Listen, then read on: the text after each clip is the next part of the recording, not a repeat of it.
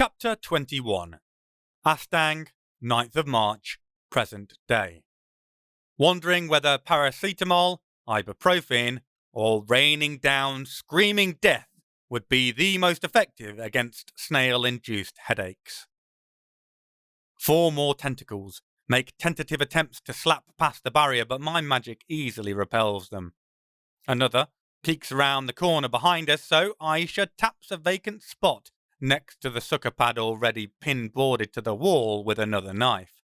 It makes the wise decision to retreat. I think about how to manage this Mexican standoff which we've found ourselves in. "Do you know who I am?"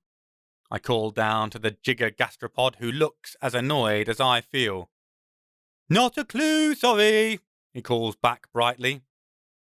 "Does the name Paul Bonham mean anything to you?" I holler.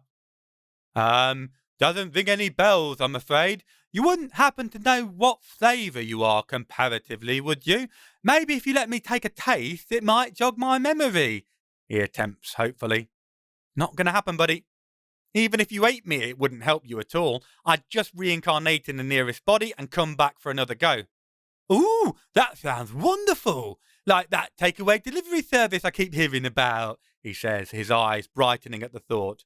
"Yes, but at the moment, I'm using defensive magic and trying to talk this out. Eventually, I'm going to get fed up and start breaking out the big offensive guns." The eye stalks rear back in horror. "Not bazookas!" I nod positively. "Exactly so, the magical equivalent of bazookas." Worry diminishes in the weaving protrusions, blinking relief. "Oh, magic's okay, Mr. Snack. I'm impervious to magic being cast directly on me.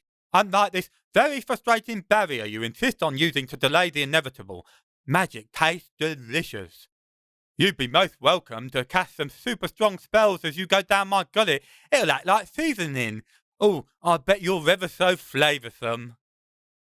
I grind my fingers into the corner of my eyes, feeling a somewhat desperate need for a stiff drink or 6.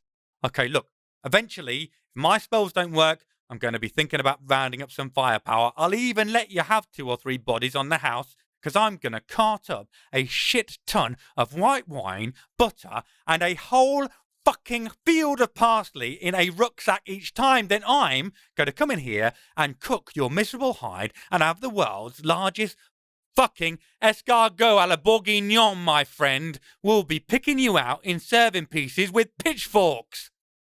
"My shell's impervious to fire," he answers back smugly. "Fucking hell!" My frustration is getting the better of me, and I'm about to go medieval on his tail with my sword just to ease my desire to chop something into smaller somethings. I turn to Aisha. "You try talking to him." Aisha looks at me, then at the dangling pod-like eyes. She pushes past me and glares straight at them. "I am Aisha Kandisha, the Undying, the Drew's Queen, protector of the sacred spring. I cannot be killed even in your foul digestive juices, and if you do not stop this inane discussion and hand us the veil at once, I will climb inside your mouth, and then I will cut my way out of your rectum with my dullest blade over a prolonged period. Do not try me." The waggling globes peer past her at me. "Ooh, I like her. She's fierce. Much more impressive a delicious morsel than you bloody were." "What's with every monster we meet falling for you?" I mutter under my breath to Aisha. She shrugs dismissively. "Real recognise real, Sabi," she replies. The supersized snail seems to reflect on what she said. One appendage detaches from the ceiling to scratch the back of his optic orbs. After a few moments, he answers, "No, sorry. Really like the whole pitch, very scary. Problem is that I need the magic I have to stay alive, so I have to either take a chance of managing to digest you before you kill me, or I die anyway. Good try, though. Much bloody better than the other food was. Top marks." Aisha waves me forward. "Well, I tried.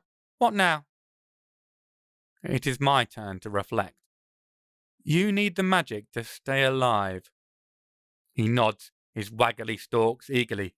Oh, yes, it keeps me so young and beautiful. I can't go out and hunt, and few people these days are foolish enough to come wandering into my cave system, present company excluded, of course. Plus, even the animals have gotten wise to stay outside, stay alive as a motto to live by. Luckily, I can draw sustenance from other magics just as well as eating the likes of you. How long could you go without the nourishment it provides? I asked. Hmm. Well, I suppose I could manage a year or so before I got really hungry, but only a very short period of time like that. Any more than a decade and it'd be a huge problem. But that's only just long enough for a decent bloody nap. I think I can see a resolution to our stalemate at last. Look, I don't actually want the veil. I only need it to catch a bad guy. Afterwards, I'd be happy to bring it back to you. The massive mollusk seems to consider the option, then narrows his eye slits at me. Wait a minute. Once you leave, what's to bring you back? And even if you would come back, what happens if this bad guy destroys my veil? Well, in terms of coming back, I'll make you a vow on my talent freely given to come back with the veil. If it gets destroyed, I'll find you a magical item or items of equivalent power or greater and bring them to you in exchange as swiftly as possible and certainly within a year. Honestly, I'm really impressed by how long you've kept this hidden.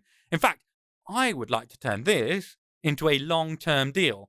If it keeps you fed and simultaneously avoids you having to eat people, then bringing you objects of power that need to be kept away from the sticky fingers of evil bastards seems like a win-win to me. Several of the tendrils sweep in curling motions backwards over the enormous shell, preening and polishing it while the head of Lou looks deep in thought. Eventually, he gives a firm nod. Okay, you've got yourselves a deal. Could you please unpin my pad now? Aisha yanks the knife out of the wall, and we watch warily for the possibility of a double cross.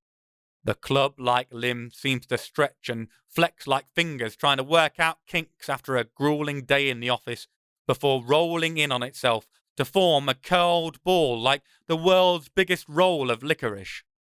It hovers, larger than my head, right in front of my face. Aisha tenses, ready to spring into attack mode, and I wonder if the limb itself is also impervious to magic and whether my talent-imbued blade will have any effect. Don't leave me hanging then, Snack, Luke Coyle calls up from down below. I wonder if he is asking for what I think he is asking for. Cautiously extending out my closed hand, I fist bump the enormous appendage. It retreats down the twisting corridor out of sight, leaving my knuckles coated in its opaque, viscous goo. As I try to shake the clinging gunk off my hand, Aisha leans forward and whispers, "You've been slimed." A tentacle ceases actively polishing the shell and slips inside to root around.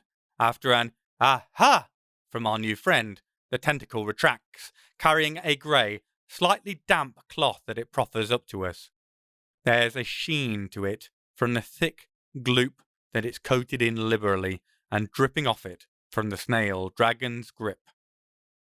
I drop the shield and pick up the item, which is utterly nondescript, apart from the radiating power making it blaze like Goku going Super Saiyan in the sight.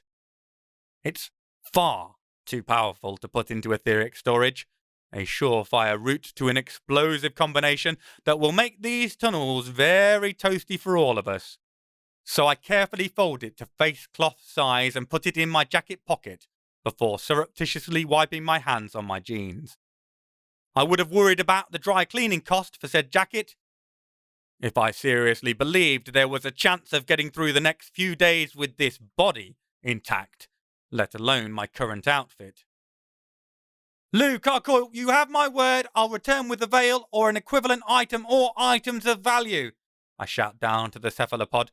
The words echo off the walls of the palatial space it carved out for itself beneath this tiny town. Or die trying! Don't forget that third possibility, he calls back cheerfully, as he slowly turns himself around. Always liked when they say that in films. Sounds so dramatic, he mutters to himself as he slips back away into the darkened tunnel behind him, leaving a luminescent slicked trail wider than a train track on the tamped down soil. I look over at Aisha, who is watching the gelatinous slime yo-yoing up and down off her knife as she wiggles it with utter revulsion. I can't quite work out if that was incredibly easy or unbelievably difficult, I say. Little from A, little from B, I reckon. Here, present for you. She hands me the slime-coated knife before starting the slow upward trudge to the surface, so very far above. That, at least, I can put in my etheric storage, so I stow it, intending to clean and return it at the first opportunity. Taking a last look back, Orpheus-like, I rub at my poor aching temples, then head back along the upper slope as well.